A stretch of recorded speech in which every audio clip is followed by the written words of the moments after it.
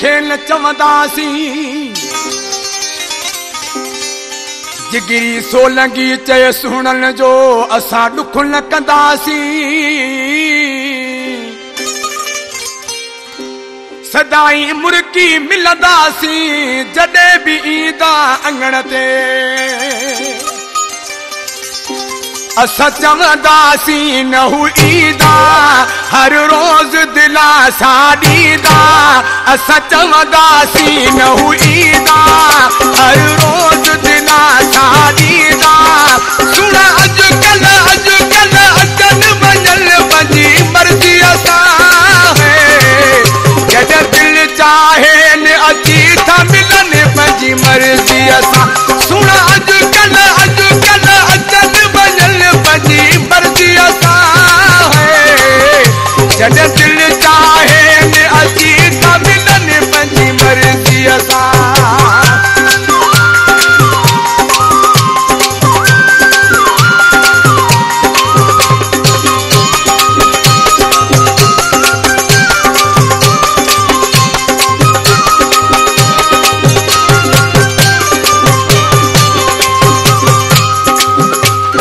आशिक आहियूं असांखे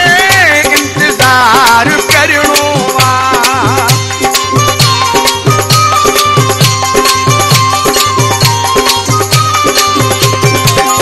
असां आशिक आहियूं असांखे इंतज़ार करिणो ॾिठा हूंदासीं वाटुनि ते दीदार करिणो छो जो दिलि मजबूर करे थी रुगो प्यार पीढ़ीअ जो घुरे थी जानी रात त आहिनि राणा हलनि पंहिंजी मर्ज़ीअ सां जॾहिं दिलि चाहे न अची था मिलनि पंहिंजी मर्ज़ीअ सां सुण अॼुकल्ह अचनि वञल पंहिंजी मर्ज़ीअ सां जॾहिं दिलि चाहे न अची था मिलनि पंहिंजी मर्ज़ीअ सां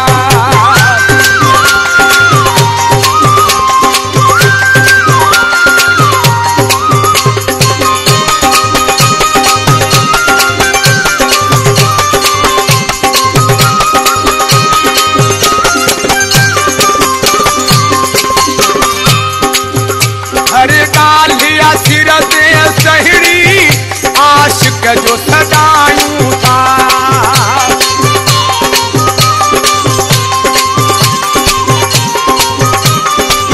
हर ॻाल्हि या सिर ते सहिड़ी आशिक जो सदायूं था को दुख जे कर या दिल में कंहिंखे न ॿुधायूं था महबूब जो मान मथे अहिड़ो शान भला जो किथे असां रोई रोई हाल विञाया पुछनि पंहिंजी मर्ज़ीअ सां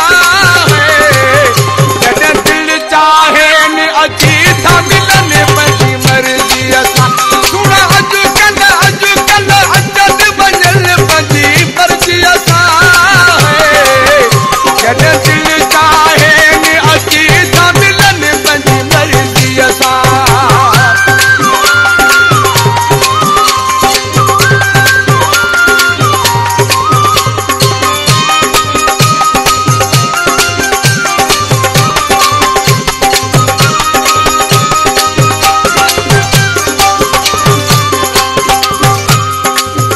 जॾहिं सोलंगी पीरल दिल पर खे तो असांजो ख़्याल न